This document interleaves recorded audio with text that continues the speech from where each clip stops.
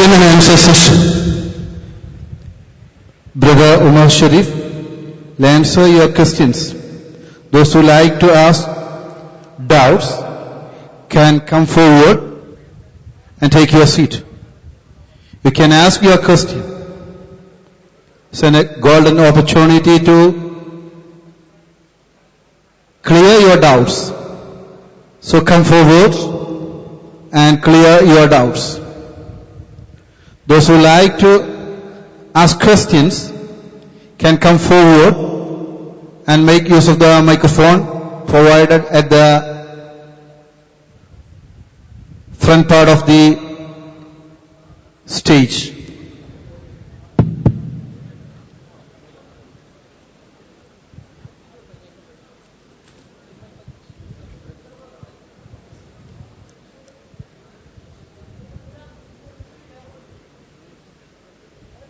പുറമെയുള്ള എല്ലാ പ്രതിനിധികളും എത്രയും പെട്ടെന്ന് വേദിയിലേക്ക് കടന്നിരിക്കണം. ചോദ്യോത്തര സെഷൻ ആരംഭിക്കുകയാണ്.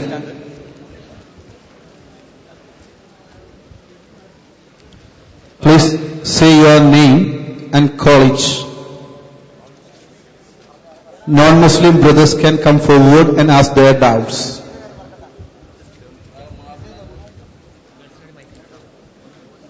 Assalamu alaikum.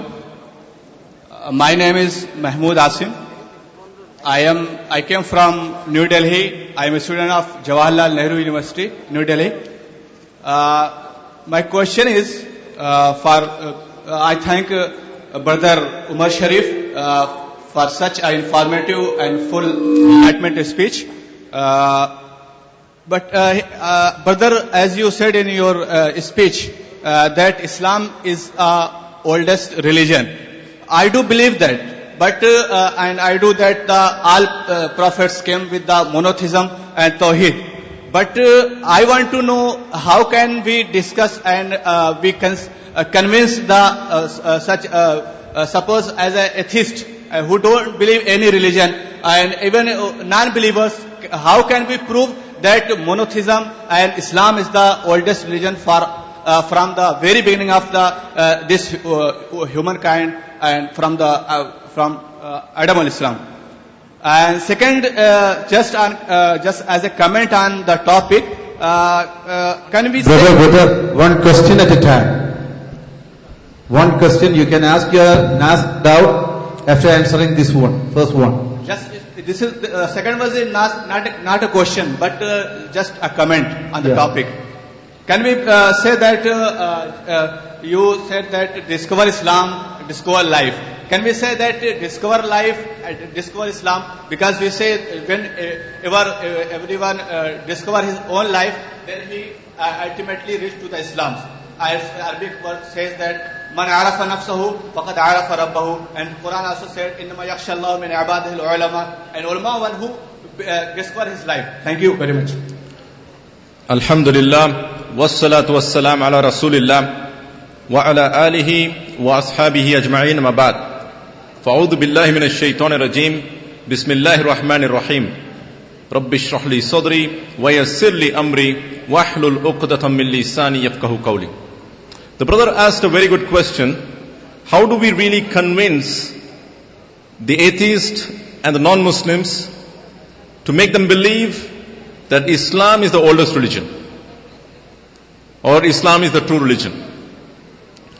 Many times we come across people saying that atheists, they don't believe in God. They don't believe in anything. I say atheists, they believe in something. They believe in their own desires. They are believing in what their desires are saying. In a way, they are worshipping their desires. They may say that they are not worshipping God, but in a way, they have submitted their wills to their nafs, to their desires, which they may not be aware of. And secondly, I would want to say, our job is not to convince. Our job is to convey only. Convincing is not our job.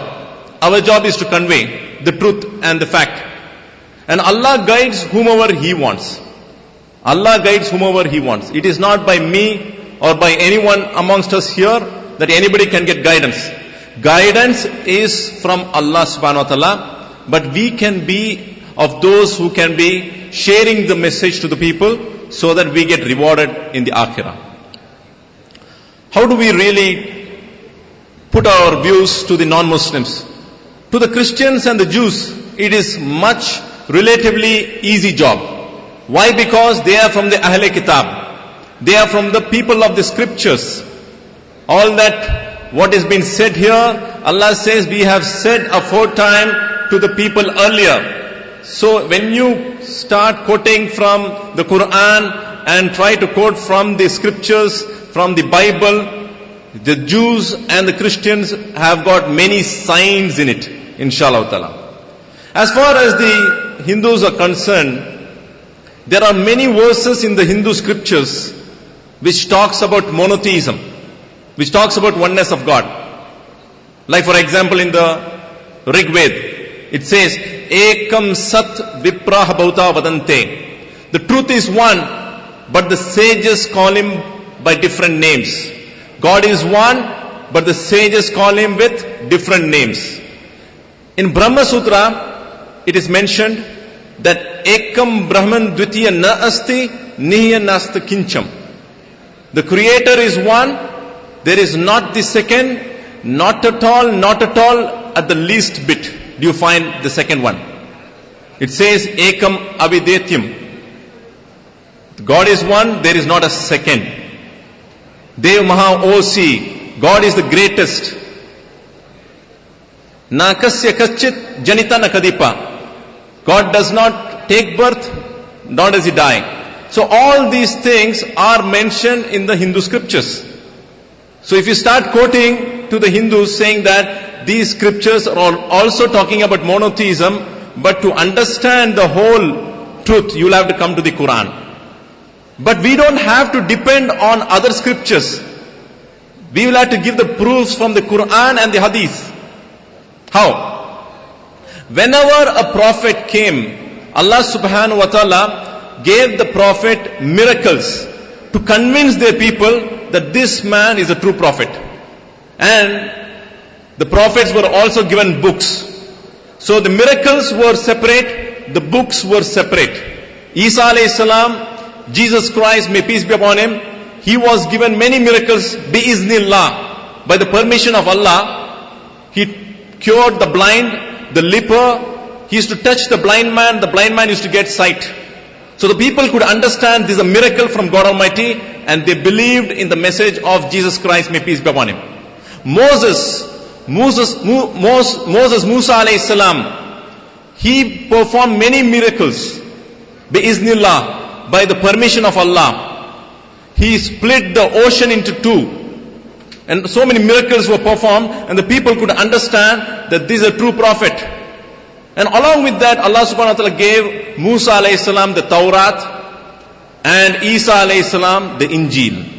But with Prophet Muhammad sallallahu alayhi wasallam, Allah subhanahu wa ta'ala gave many miracles. During the time of the companions of the Prophet sallallahu alayhi wasallam, during the time of the Prophet Muhammad sallallahu alayhi wasallam, the people witnessed many miracles. The Prophet split the moon into two and he joined it bi-iznillah, by the help of Allah subhanahu wa ta'ala, by the permission of Allah subhanahu wa ta'ala. The Prophet one time, he put his fingers into a bowl and there was no water, and from his fingers gushed out so much of water, so much so that more than 70 people, they performed ablution with it. They did wudu with that. So all these things were miracles for people to witness that he was a true prophet. But the Prophet sallallahu alaihi wasallam, he said, I've been given miracles, but the miracle of miracles is the Quran. The Quran is the miracle of miracles. The other prophets, they were given books separately and miracles separately. But to the last and the final messenger, Prophet Muhammad sallallahu alaihi wasallam, the book and the miracle is one. The book is the mu'jiza. The book is the miracle. How do you say that? What is this Quran? The Quran is the book which is memorized by more than 9 million people in the world today. In our times, 9 million people have memorized the entire Quran. If I have to say, if I start reciting the Quran now, Surah Fatiha, I'm sure the people here, almost 99% have memorized. 99%, I believe it is 100%. If I say, Alhamdulillahi Rabbil Alameen, next line you all start. They said Ar-Rahman Ar-Rahim. The next, Maliki Yawmiddin. MashaAllah ta'ala, Barakallahu Feek. 90 lakhs people today, they are Huffazul Quran. The entire Quran has been memorized. Why are they able to memorize? Because Allah has made the Quran so easy for us to memorize.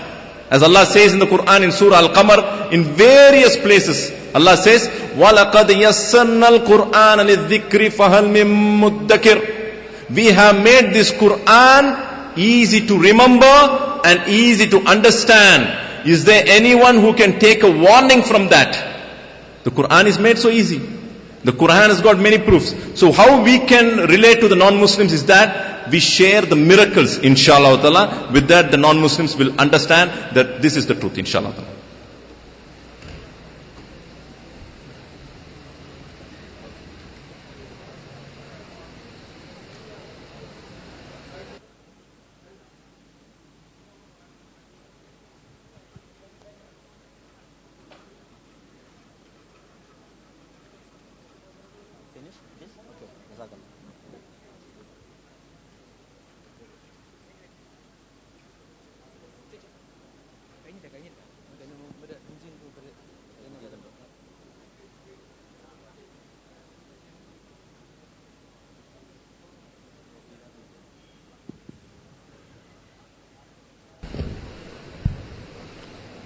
The question and answer session will continue after a short break.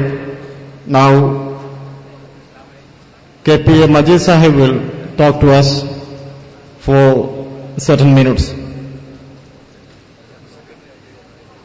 Indian union Muslim ലീഗിന്റെ സംസ്ഥാന general secretary ബഹുമാന്യനായ KPA Majeed Sahib ഈ പരിപാടി വീക്ഷിക്കുവാനും നമ്മളുമായി സന്തോഷം പങ്കുവെക്കുവാനുമായി ഇവിടെ എത്തിച്ചേർന്നിട്ടുണ്ട്. അദ്ദേഹം കുറഞ്ഞ നേരം നമ്മോട് സംസാരിക്കുന്നതിനായി അദ്ദേഹത്തെ ആദരപൂർവ്വം ക്ഷണിക്കുന്നു.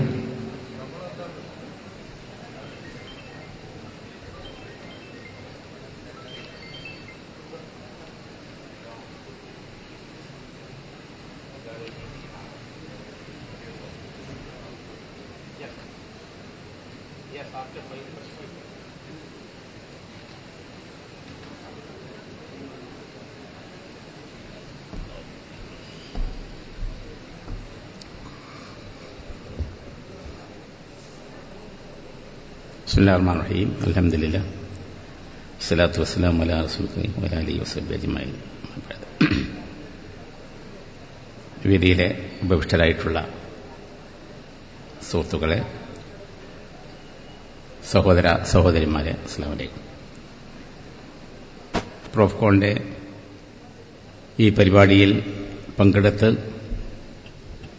ഏതാനും വാക്കുകൾ സംസാരിക്കുന്നതിൽ എനിക്ക് അതിയായ സന്തോഷമുണ്ട്. MSM സംഘടിപ്പിക്കുന്ന ഇത്തരത്തിലുള്ള പരിപാടിയിൽ, പ്രോഫ്കോൺ പരിപാടിയിൽ ഞാൻ ആദ്യമായിട്ടാണ് സംബന്ധിക്കുന്നത്. വളരെ സവിശേഷതയുള്ള ഒരു പ്രത്യേക ഉദ്ദേശ ലക്ഷ്യങ്ങൾ വെച്ചുകൊണ്ടുള്ള ഒരു സമ്മേളനമാണ് നടക്കുന്നത്. ക്യാമ്പസുകളിൽ പ്രവർത്തിക്കുന്ന വിദ്യാർത്ഥികൾ അവരിൽ നിന്ന് ജീവിത യാഥാർത്ഥ്യങ്ങളുമായി ബന്ധപ്പെട്ട് സമൂഹത്തെ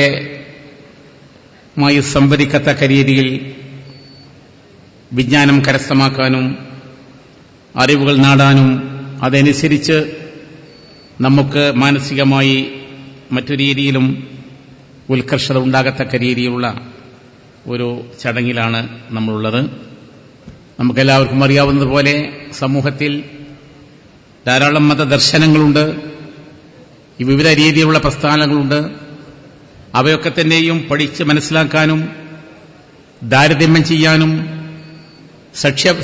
സത്യബോധനം ലഭ്യമാക്കത്തക്ക രീതിയിൽ കാര്യങ്ങളെ വിവേചിച്ചറിഞ്ഞ് വിവേകത്തോടുകൂടി അതിനെ സമീപിക്കാനും കഴിയത്തക്ക രീതിയിലുള്ള ഒരു സാഹചര്യം ഒരുക്കി കൊടുക്കുക എന്നുള്ളതാണ് ഏറ്റവും പ്രധാനമായിട്ടുള്ളത്. നമുക്കെല്ലാവർക്കും അറിയാവുന്ന പോലെ ഒരു വലിയ മതന്യൂനപക്ഷമായിട്ടുള്ള മുസ്ലിം സമൂഹം നമ്മുടെ രാജ്യത്തുണ്ടെങ്കിലും അവരുടെ ആചാരങ്ങളെ സംബന്ധിച്ചോ വിശ്വാസ ദർശനങ്ങളെ സംബന്ധിച്ചോ വേണ്ട രീതിയിൽ മനസ്സിലാക്കാൻ കഴിയാത്ത വലിയൊരു സമൂഹത്തിന്റെ മുമ്പിലാണ് നമ്മളുള്ളത്. നിങ്ങൾക്കെല്ലാവർക്കും അറിയാവുന്ന പോലെ പാലക്കാട് നടന്ന ഒരു സമ്മേളനത്തിൽ അവിടെ ആശംസാ പ്രസംഗത്തിനെത്തിയിട്ടുള്ള ഒരു ജില്ലാ കലക്ടർ പ്രസംഗമധ്യേ മഹാനായ അക്ബർ ചക്രവർത്തിയെ പരാമർശിക്കുകയും പള്ളികളിൽ നിന്ന് 5 നേരം വിളിക്കുന്നത് മഹാനായ അക്ബർ ചക്രവർത്തിയാണ് എന്ന ധാരണയോടുകൂടി സംസാരിക്കുകയും ചെയ്തത് നമ്മളീ പല ആളുകളും കേട്ട് കാണും. പബ്ലിക് സർവീസ് കമ്മീഷന്റെ ഒരു ഇന്റർവ്യൂവിൽ പബ്ലിക് കമ്മീഷന്റെ മെമ്പർമാരും ചെയർമാനും പങ്കെടുത്ത ഒരു ഇന്റർവ്യൂവിൽ ഒരു മുസ്ലിം കുട്ടിയോട് ഖുർആൻ ആരാണ് എഴുതിയത് എന്ന് ചോദിച്ചപ്പോൾ മുഹമ്മദ് നബിയാണ് എന്ന് ഉത്തരം പറയുകയും ചെയ്യുന്ന സാഹചര്യം ഉണ്ടായിട്ടുണ്ട്. ഇതെല്ലാം എന്തുകൊണ്ടെന്ന് വെച്ചാൽ ഈ കാര്യങ്ങളെപ്പറ്റി ഇത്രയും ഒരു വലിയൊരു വിഭാഗം ജനങ്ങളുടെ ഒരു ദർശനത്തെപ്പറ്റി ഒരു വിശ്വാസത്തെ സംബന്ധിച്ച് മറ്റാളുകളിലേക്ക് എത്തിക്കാൻ കഴിയുന്നില്ലെന്ന് മാത്രമല്ല നമുക്കിടയിൽ പോലും അത്തരത്തിലുള്ള ഒരു ബോധവൽക്കരണം കൊടുക്കാൻ കഴിയുന്നില്ല എന്നതിന്റെ ഒരു നിദർശനമാണിതെല്ലാം. അതുകൊണ്ട് തന്നെ നമ്മുടെ ക്യാമ്പസുകളിലും കലാലയങ്ങളിലുള്ള കുട്ടികൾക്കിടയിൽ വായനാ സൗകര്യങ്ങളുള്ള, വായിക്കാൻ സൗകര്യമുള്ള, പഠിക്കാൻ ആഗ്രഹിക്കുന്ന പഠിതാക്കളായിട്ടുള്ള കുട്ടികളെ സംബന്ധിച്ചിടത്തോളം കാര്യങ്ങൾ മനസ്സിലാക്കാനും അത് ഉൾക്കൊള്ളാനും കഴിയത്തക്ക രീതിയിലുള്ള ഒരു സമ്മേളനമാണ് ഇവിടെ സംഘടിപ്പിച്ചിട്ടുള്ളത്.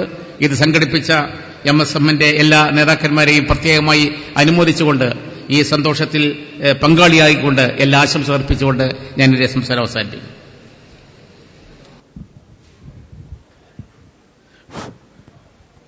We continue with our question and answer session.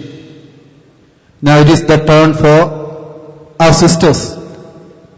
Sisters, you can ask your doubts. Microphone is provided at the girls section. Warning is, please provide microphone to the sisters, those who like to ask their doubts.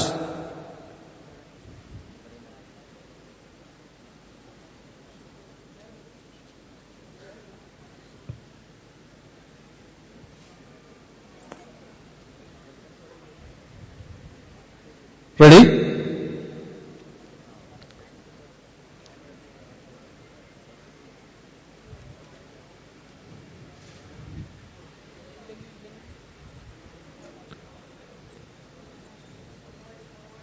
So, we continue. Boys, next brother, come forward and raise your doubt. Is there any non-Muslims?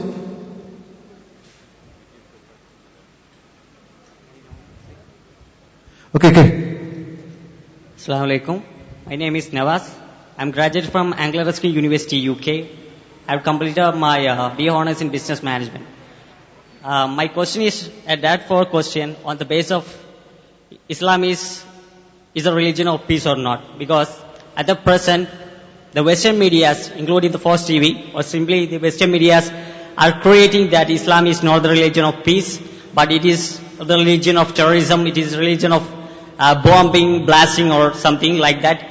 And the great debaters like Shamon is a Christian debater, and his topic is that Islam is not a religion of peace. In every he is going and speaking on the topic. As we know that a couple of weeks ago in Hyderabad there was a bomb blast, and soon the media has created a stereotype that it is done by the Islamic terrorism or Islamic groups. My question is that why there is a serious attack on Islam on the perspective of terrorism, and whether it is not the religion of peace, and when will we can assume and to this like stereotype or this like message, irrelevant messages through the medias, and how we can convince to the non-Muslim that Islam is a religion of peace. Thank you. Alhamdulillah. Bismillah ar-Rahman ar-Rahim. The brother asked a question that many a times we come across that it has been portrayed that Islam is not for peace, and many a times they show that somehow the Muslims are connected to terrorism. And recently what happened in Dilsukh Nagar in Hyderabad, there was 2 bomb blasts, and immediately the media started carrying a news saying that Riaz Bhatkari, he is one amongst the person who is involved in the bomb blast. Now I want to know seriously as a citizen of India, these people, these police people, if they can find out the details about the culprit in just 1 hour, then why can't they catch these people even after 10 years? My simple question. Many a times, we don't even catch the people. The culprits are never caught. In the time when Malagaon blast or the Ajmer blast, immediately the media carried saying that the Muslims are involved. But later we came to know that Swami Asimanand is involved in that. Pragya is involved. Then what happened? The media comes to know that Muslims are not involved. Many a times it so happens that Muslims are falsely implicated. Just recently in Karnataka, 3 of the youngsters are being released. One amongst them is Mutiur Rahman. They were all caught by the crime, Central Crime Branch Bureau. They caught some youngsters, and out of that 3 of them are released. The NIA, the investigation agency, the National Investigation Agency has found it to say that these people are innocent and they have been left free now. But who is going to pay the price? These officials. What has happened? The youngsters are caught. They were made nude. All these are confessions by Mutiur Rahman and these people. And they have poured petrol on private parts. And these things have been done on those innocent people. Why all these things happen? Arundhati Roy recently, she started speaking, the great writer, she started speaking about the hanging of Afzal Guru. Not me, I'm not speaking, I'm talking about what Arundhati Roy is saying. She has said, and it has come in guardian.co.uk, that the hanging of Afzal Guru is a stain on India's democracy. Who is saying this? Not Umar Sharif, Arundhati Roy. She is saying that. And she says there are no evidences. She says that there is no proof. She says that he was not even given a lawyer or advocate to defend the case. There are so many people bringing these revelations. As far as Islam is concerned, during the times of Gandhiji, if you read the media of those times, you will not find Muslims' names connected with terrorism. This name terrorism has been given to the Muslim community very recently, say about 30 years ago. Because this is a political approach. It is a political approach to make the Muslims feel weak in their own lands. They want to make you feel, morally demotivated. That you feel that you have something weakness in your religion and you don't have the commitment and the confidence in you to raise your head above your shoulder. That is what the approach is. But don't fear for all of these things. Inshallah ta'ala, Allah is there with us. وَلَا تَخَافُوهُمْ وَخَافُونِي إِن كُنْتُم مُؤْمِنِينَ. Allah says, don't fear them. Fear me if you are truly believer. Allah says, do not fear anybody in this world. Fear only me if you are truly believers. As far as Islam is concerned, Islam is against suicide bombing. There are many revelations which say that 9/11, it is not done by Muslims. You go to now you can go and ask Sheikh Google. Sheikh Google, you ask him one command, he gives you all the things. Good and bad, everything he gives you. You just have to go to Google and say, loose change. and you'll find all the information saying that 9/11 was not done by Muslims. You go to Google and go for Richard Gage. Richard Gage, the architect in the US, he says this cannot be done by the collision of the flights. It has to be done by implanting mastered and structured dynamites to bring the building down. There was a free flow. If you see the free flow of the building falling down, it is a clear proof that the building does not fall down in that way. It can fall down in that way only when it is mastered and, fix the correct dynamites in appropriate places to bring the buildings down. So these are all the things which are given by non-Muslims. Charlie Sheen, the movie actor, he is saying that 9/11 is not done by the Muslims. So, we Muslims should be equipped with the modern information, with the current information. We should get ourselves equipped and share it with the people. Muslims are for peace. Islam is a peaceful religion because it is coming from Allah, the peace. Allah subhanahu wa ta'ala says, Allahumma antas salam. Prophet Muhammad sallallahu alaihi wasallam, he has taught us in the dua, Allahumma antas salam wa minkas salam tabarakta ya dhal jalali wal ikram. Allahumma antas salam, oh Allah, you are the peace. Wa minkas salam, from you is all peace. Tabarakta ya dhal jalali wal ikram. You are the most honorable and noble one. So inshallah ta'ala, we have to carry our heads above the shoulder and tell to the world, inshallah ta'ala, the Muslims are for peace, inshallah ta'ala. Next question.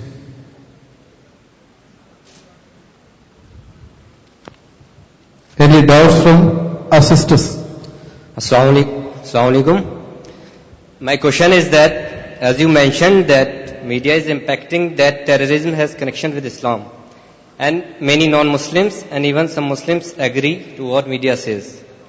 Is there any permanent and universal solution to this problem so that we can change the idiotic mindset of the people? Brother, please repeat your question. Is there any permanent solution for this problem? What problem? That media is impacting that terrorism has connection with Islam. How can we change the mindset of the people? Mindset of media. Mindset of the people who are reading the news of media. MashaAllah ta'ala, brother asked a very good question.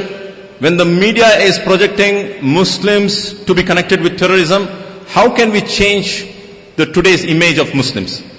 We the people who have to work towards it, inshallah ta'ala. Today media is in our hands. Earlier, people used to dictate, like in the pyramid. The top used to be BBC and CNN, and whatever they give, the whole of the world used to take it in the ground. Today it is inverse pyramid. The world has got access to media. The Facebook and the YouTube, what you may think that is so simple, but it connects with the world. Just one click, people can hear to your voice. And we have to connect ourselves to impart this knowledge, inshallah ta'ala. Inshallah ta'ala, there are many ways, inshallah, like these conferences, and then one-to-one discussions, going and meeting the dignitaries, and then trying to get some slot in TV channels, in Malayalam, in English, in Urdu, or whatever languages, try to get in and try to put in the real information to the masses, inshallah ta'ala.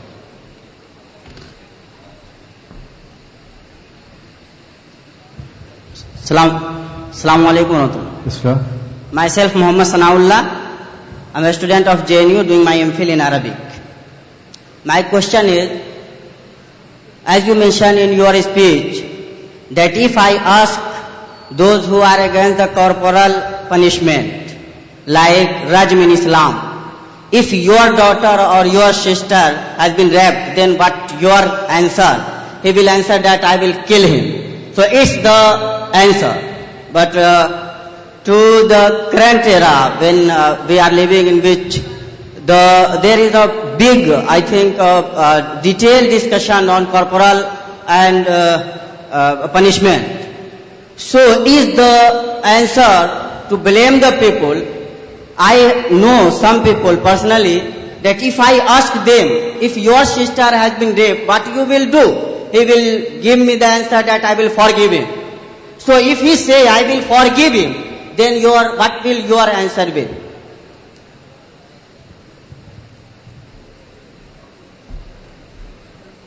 Very good question brother has posed.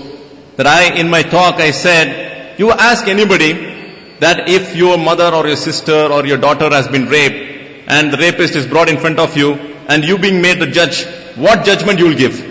So people generally say, I would put him to death. Or some of them say, I would want to torture him to death. But brother said, what if somebody says, no, I would forgive him? If he wants to say that I would forgive him, then we understand how much of love he had for his mother and his daughter and his wife.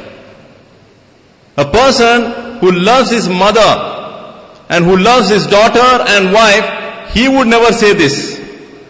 If a thorn pricks his daughter's finger, you will find the father crying. If the wife, her finger is burnt, the husband would start worrying about it. That's a true husband. But if a husband or a father or a brother does not feel for his sister or his mother being raped, then it shows that he doesn't have humanity in his heart. He doesn't have love for his close relatives. But those exceptional cases are those, maybe there are there, who may be of those who don't have the human values in place. But if you ask the majority who have got the natural inclination towards peace and justice, they would give the answer which I said. Like most of them, they may say that they don't believe in God. They may say that they don't believe in God. But in the conversation, if they are fighting with somebody that, somebody is depriving him of his rights, somebody is supposed to give him money and he's not giving, he would say, there is someone watching you in the heavens, be careful. Automatically he says. In Tamil they say, Mele orterka jakar de. I don't know in what they say in Malayalam. Upar wala dekh raha tumko. He will say that. So who is saying there is someone there in the upar? So automatically you are programmed. Similarly, if something falls down, most of them they say, oh my God. They say, oh my God. Why are you remembering God? Well, that is programmed in their hearts. Similarly, peace and justice. If they want to see peace and justice, when they see what is Islam giving a solution, their hearts will say that this is the right thing. But there may be people, their tongues may reject just for the sake of it, but their hearts would say, Inshallah ta'ala. Last chance. Any sister? Any questioner from sister spot?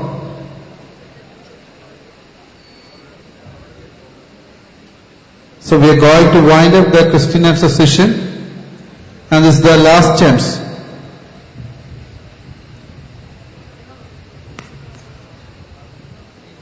We're forced to wind up the session because of the time limitation.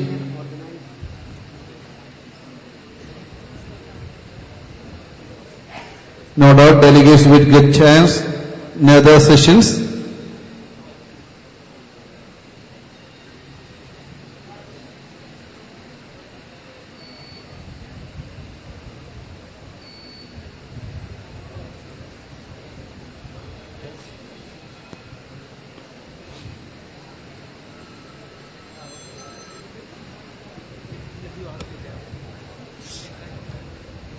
Assalamu alaikum, sir. I just got a doubt. How can we scientifically prove that there is life after death? How can we scientifically prove that there is life after death? Thank you. How can you scientifically prove that there is life after death? Well, this is a very good question. Amazing question. If somebody asks a similar kind of question, how can you scientifically prove that Allah has got a face? Similar kind of thing. How can you scientifically prove that Allah has got a face? As far as the Quran is concerned, Allah says that He has got a face. So we believe. Why we believe? Because Allah says. The believers believe in the unseen, matters of unseen. Akhirah is matters of the unseen. Alif Lam Mim, Dhalikal Kitabu La Rayba Fihi Hudal Lil Muttaqin, Alladhina yu'minuna bil ghaybi, Alladhina yu'minuna bil ghayb. The believers are those who believe in the unseen. We believe in the unseen, but we believe in the unseen based on the proofs that we have seen. We don't blindly believe in the unseen. We believe in the unseen based on the proofs that we have seen. We have seen the proofs to believe that Prophet Muhammad sallallahu alaihi wasallam is the last prophet. We have seen the proofs to believe that the Quran is from Allah subhanahu wa ta'ala. Then after that, we believe in what Allah has promised. وَمَنْ أَصْدَقُ مِنَ اللَّهِ حَدِيثًا. Who is more truthful than Allah? Who is more truthful than Allah? So Allah has said there is going to be day of judgment. Allah has said there is going to be hereafter, and we believe in that. And that is the test. Ya ayyuhalladhina amanu, aminu. O you who believe, believe. What is the command? Allah is saying, O you who believe, believe. We have to believe in the unseen. So the hereafter, I will not be able to scientifically prove, but I can prove, inshallah ta'ala, by the signs of Allah, by the proofs of Allah subhanahu wa ta'ala. Allah subhanahu wa ta'ala says in Surah Yasin that it is we who created you the first time, and the second time it's easy for us. It's easy for us. Say for example, the bulb that we are using, who discovered, who invented? Thomas Alva Edison. First time to make the bulb, he has put his brains. 1,000 times he has experimented. He lost, and after that, he succeeded. When he experimented for 1,000 times, a person goes and says, don't you think you're wasting your time? Why are you still working on it? So Thomas Alva Edison, he said, now I understood how not to make the bulb. How not to make the bulb. So I will not do the same experiment. I will do something different. So the first time he invented the bulb, the second time we are making the bulbs. Why? It is easy. Once we know the technology, it is easy. Now Allah is saying, we have created you the first time. The second time is easy for us. It is easy for Allah subhanahu wa ta'ala. So, based on our knowledge from the proof, we can say, and Allah gives many proofs. Surah Al-Zukhruf, chapter number 43, verse number 11. Allah says, it is we who send the rains from the clouds, make the water come and fall on the barren land, and we give life to the dead land. Similarly, we will give life to the dead. How does Allah give life to the dead land? When the rain comes, you see the vegetation. Similarly, Allah says, we will give life to you. Once again, Allah says in Surah Al-Qiyamah, read the ayat in Surah Al-Qiyamah, chapter number 75, verses 3, 4, 5. A person is asking a question. When we die, we become dust. How would you join the bones together? Oh Allah, how would you join the bones together?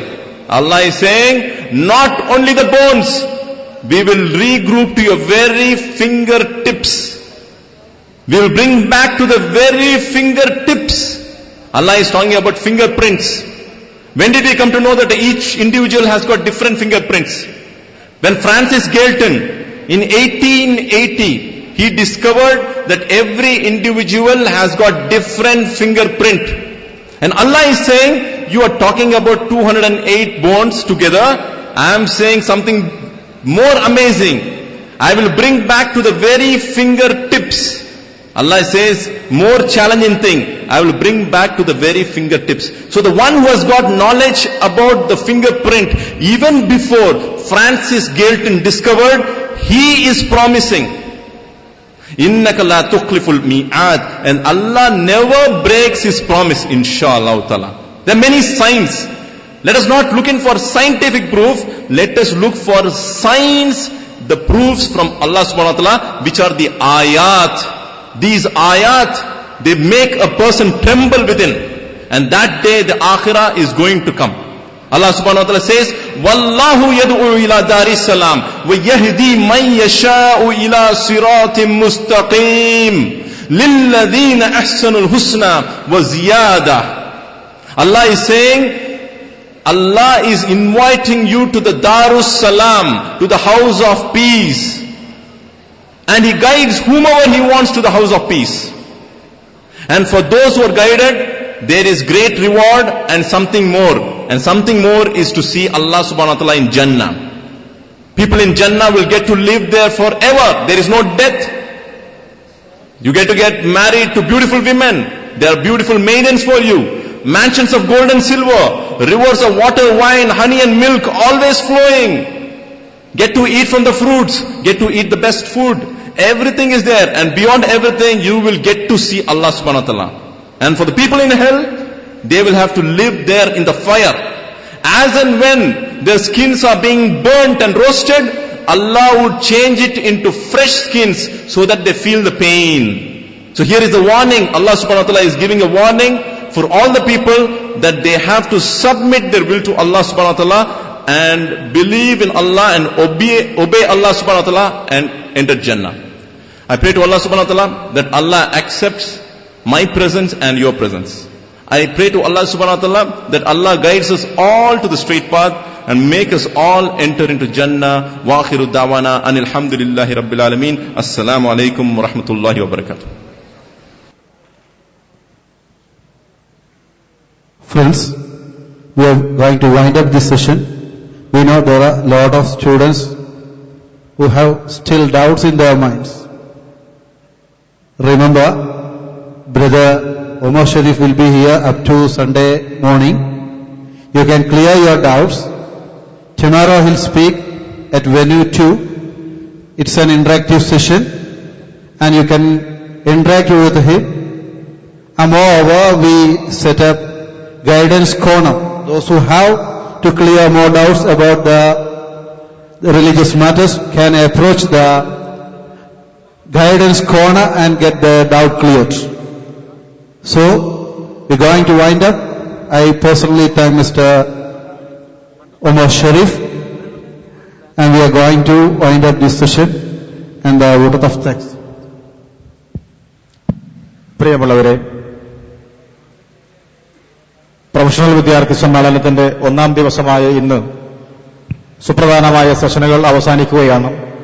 ഇതിൽ സമാപനം എന്ന നിലയിൽ വിശ്വാസിയുടെ രാത്രി എന്ന വിഷയത്തിൽ സുപ്രധാനമായ ചില കാര്യങ്ങൾ നമ്മോട് ബോധ്യപ്പെടുത്തുന്നത് ജാബിർ പന്നിക്കോടാണ്. ഒരു കാര്യം പ്രത്യേകം ശ്രദ്ധിക്കുക.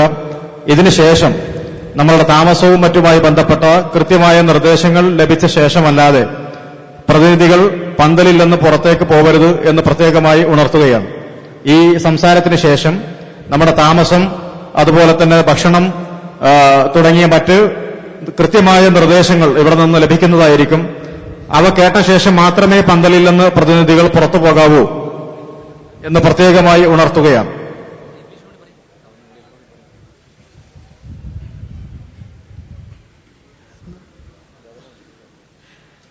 Jabir going to speak. Manners of sleep. All candidates should not leave this venue before getting clear instruction about their stay, accommodation and everything. ഒരു മിനിറ്റ് ജാബിർ ഭായ്, ഒറ്റ സെക്കൻഡ്. ജസ്റ്റ് ഒരു 10-15 പേര് അവരുടെ സീറ്റിൽ നിന്ന് എണീറ്റിട്ടുണ്ട്. അത് ഇവിടുന്ന് പ്രത്യേക പെർമിഷൻ വാങ്ങിയതാണ്. ഡൽഹി JNUവിലെല്ലാം പഠിക്കുന്ന ആളുകൾ അവരുടെ യാത്രന്റെ ഒരു ടയേർഡായ അവസ്ഥയും കാര്യങ്ങളും പരിഗണിച്ച് അവർക്ക് കൊടുത്ത സ്പെഷ്യൽ പെർമിഷനാണ്. അതുകൊണ്ട് ആ സൈഡ് ഒന്ന് നിങ്ങൾ ഫില്ല് ചെയ്യണം മുന്നോട്ട് കയറിയിട്ട്. വളരെ ഇമ്പോർട്ടന്റ് ആയ ഒരു ടോക്കിലേക്കാണ് നമ്മൾ പോകുന്നത്. നേരത്തെ ഞാൻ പറഞ്ഞതുപോലെ ഇവിടെ നമ്മൾ ഉണ്ടാക്കിയ ഒരു സിലബസ്, അതിലെ എല്ലാ ഭാഗവും എല്ലാവരും അറിയുക, കേൾക്കുക എന്നത് പ്രാധാന്യപൂർവ്വം അറിയേണ്ടതുണ്ട്. അതോടൊപ്പം ഇപ്പോൾ വൈകി എത്തിയ ഇപ്പോഴും പ്രതിനിധികൾ എത്തിക്കൊണ്ടിരിക്കുന്നുണ്ട്. അവർക്കിവിടെ ഇരിപ്പിടമുണ്ട്. അവരവരുടെ ബാഗ് ഒരു സ്ഥലത്ത് വെച്ച് എത്രയും പെട്ടെന്ന് ഈ സെഷനുകളിലേക്ക് പ്രവേശിക്കുകയാണ് വേണ്ടത്. അപ്പോൾ മാത്രമേ നിങ്ങൾക്ക് ഇതിന്റെ പൂർണ്ണത ലഭിക്കൂ. 1 കിട്ടാത്ത ആൾക്ക് ഒരുപക്ഷെ 3 കിട്ടിയാൽ ചിലപ്പോൾ അത് പിന്നെ ഫലപ്പെട്ടുകൊള്ളണമെന്നില്ല എന്നതുകൂടി സാന്ദർഭികമായി ഞാൻ ഉണർത്തുകയാണ്. ഇവിടെ ആ സദസ്സിൽ സ്പീഡ് അറേഞ്ച്മെന്റ് ആവശ്യമുണ്ട്. ആ ഭാഗത്ത് ഇവിടുന്ന് എണീറ്റ് പോയ ആളുകൾ സ്പെഷ്യൽ പെർമിഷൻ വാങ്ങി നിങ്ങൾക്ക് ഓരോരുത്തർക്കും നിങ്ങളെ നയിക്കുന്ന ഒരു ലീഡറുണ്ട്. ആ ലീഡർ അവരുടെ കോർഡിനേറ്ററുമായി ബന്ധപ്പെട്ടാണ് അവരിവിടുന്ന് പോയിട്ടുള്ളത് എന്ന കാര്യം ഞാൻ ഉണർത്തുകയാണ്. ജാബിർ ഭായ്, നിങ്ങൾക്ക് തുടങ്ങാം. അസ്സലാമു അലൈക്കും വറഹ്മത്തുള്ളാഹി വബറകാതുഹു. അൽഹംദുലില്ലാഹ് വസ്സലാത്തു വസ്സലാമു അലാ റസൂലില്ലാഹ് വഅലാ ആലിഹി വഅസ്ഹാബിഹി അജ്മഈൻ, അമ്മാ ബഅദ്. യാ അയ്യുഹല്ലദീന ആമനു തഖുല്ലാഹ ഹഖ്ക തുഖാതിഹി വലാ തമൂതുന്ന ഇല്ലാ വഅൻതും മുസ്ലിമൂൻ. സ്നേഹം നിറഞ്ഞ സഹോദരീ സഹോദരന്മാരെ, പണ്ഡിതന്മാരെ,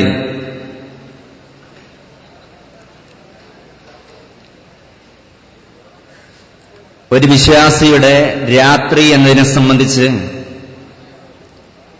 വളരെ പ്രധാനപ്പെട്ട ചില കാര്യങ്ങളാണ് നിങ്ങളുടെ മുമ്പിൽ എനിക്ക് ഉണർത്താനുള്ളത്. ഒരുപാട് രാത്രികൾ നമുക്ക് കഴിഞ്ഞുപോയി. ഇൻഷാ അല്ലാഹ് ഇനിയും രാത്രികൾ ഉണ്ടായേക്കാം. പക്ഷെ നാം ചിന്തിക്കേണ്ട കാര്യം, നമ്മുടെ കഴിഞ്ഞുപോയ രാത്രികൾ നമുക്ക് അത് ഉപകാരമുണ്ടായിട്ടുണ്ടോ? ഒരു നാൾ ഞാനും നിങ്ങളുമൊക്കെ മരിക്കും. ആ മരണത്തിന് ശേഷം പരലോകത്ത് അല്ലാഹു സുബ്ഹാനഹു വ തആലയുടെ മുൻപിൽ ഒരു വിചാരണയുണ്ട്. ആ വിചാരണ നാളിൽ അല്ലാഹു സുബ്ഹാനഹു വ തആല തന്ന ഈ ആയുസ്സിൽ ഏറ്റവും നല്ല പ്രവർത്തനങ്ങൾ ചെയ്ത ആളുകൾക്ക് അല്ലാഹു പരലോകത്ത് വെച്ച് അവന്റെ സമ്മാനമായ സ്വർഗം നൽകുന്നതാണ്. ആ സ്വർഗം നേടാൻ ഈ കഴിഞ്ഞ രാത്രികളിൽ നാം എന്ത് ചെയ്തു എന്നതാണ് നാം ചിന്തിക്കേണ്ടത്. പകലിനെ സംബന്ധിച്ച് പറയുമ്പോൾ പലപ്പോഴും നമ്മുടെ ജോലിയും അതുപോലെ തന്നെ നമ്മുടെ വിദ്യാഭ്യാസവുമായി ബന്ധപ്പെട്ട് നാം തിരക്കിലാണ്. എന്നാലും ഫറളായ കാര്യങ്ങൾ കൃത്യമായി നാം ചെയ്യുന്നു. എന്നാൽ രാത്രിയെ സംബന്ധിച്ച് നാം മനസ്സിലാക്കേണ്ടത്, രാത്രി എന്ന് പറയുമ്പോൾ ആ രാത്രിയെക്കുറിച്ച് വിശുദ്ധ ഖുർആൻ സൂറത്തുൻ നബഅ് 9 മുതൽ 11 വരെയുള്ള വാക്യങ്ങളിൽ അല്ലാഹു സുബ്ഹാനഹു വ തആല പറയുകയാണ്, وَجَعَلْنَا نَوْمَكُمْ سُبَاتًا وَجَعَلْنَا اللَّيْلَ لِبَاسًا وَجَعَلْنَا النَّهَارَ مَعَاشًا. എന്താ റബ്ബ് പറയുന്നതെന്നറിയോ? അല്ലാഹു പറയുകയാണ്, وَجَعَلْنَا نَوْمَكُمْ سُبَاتًا, നിങ്ങളുടെ ഉറക്കത്തെ നാം വിശ്രമമാക്കിയിരിക്കുന്നു. എന്താണ് റബ്ബ് എന്താ പറഞ്ഞത്? നമ്മുടെ ഉറക്കം രാത്രിയുണ്ടല്ലോ, ജോലിയൊക്കെ കഴിഞ്ഞ് നമ്മുടെ പഠനം കഴിഞ്ഞ് പിന്നീട് നാം ചൊല്ലുന്നത് വിശ്രമത്തിലേക്കാണ്, സമാധാനമായി കിടന്നുറങ്ങാൻ.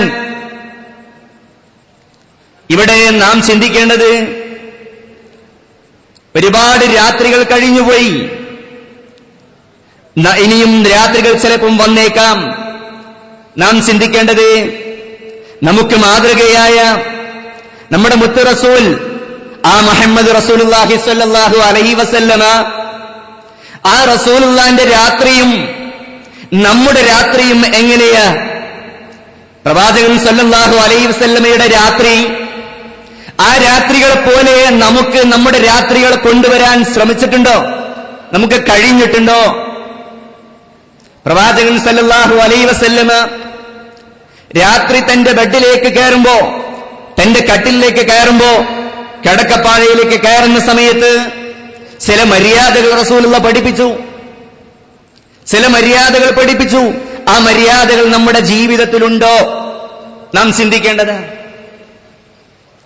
അതേപോലെ വൈകുന്നേരം ജോലി കഴിഞ്ഞ് വന്ന്, അല്ലെങ്കിൽ നമ്മുടെ പഠനം കഴിഞ്ഞ് നമ്മുടെ ഹോസ്റ്റൽ റൂമിലേക്ക് വരുമ്പോ, അല്ലെങ്കിൽ നമ്മുടെ വീട്ടിലേക്ക് വന്നപ്പോ,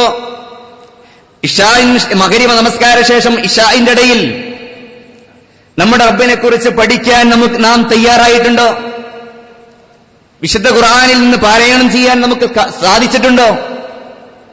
അല്ലാഹുവിന്റെ റസൂൽ, ആ റസൂൽ മഗ്‌രിബ് നമസ്കാരം കഴിഞ്ഞാൽ ഇശാ വരെ അല്ലാഹുവിന്റെ റസൂലിന്റെ പള്ളിയിൽ സഹാബത്ത് വന്നിരിക്കും.